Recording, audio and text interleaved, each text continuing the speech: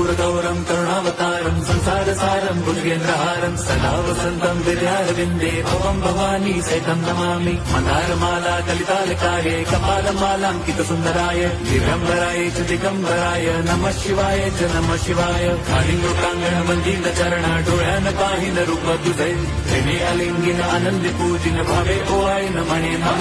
त्वमेव माता पिता त्वमेव बन्धुश्च सखा त्वमेव विद्या द्रवणं त्वमेव सर्वं मम देवदेव। कायेन वाचा मनसेन्द्रियैर्वा बुद्ध्यात्मना वा प्रकृति स्वभावात् करोमि यद्यत् सकलं परस्मै नारायणायेति समर्पयामि। अच्युतं केशवं राम नारायणं कृष्णदामोदरं वासुदेवं हरिं श्रीधरं माधवं गोपिका वल्लभं जानकी नायकं रामचन्द्रं भजे।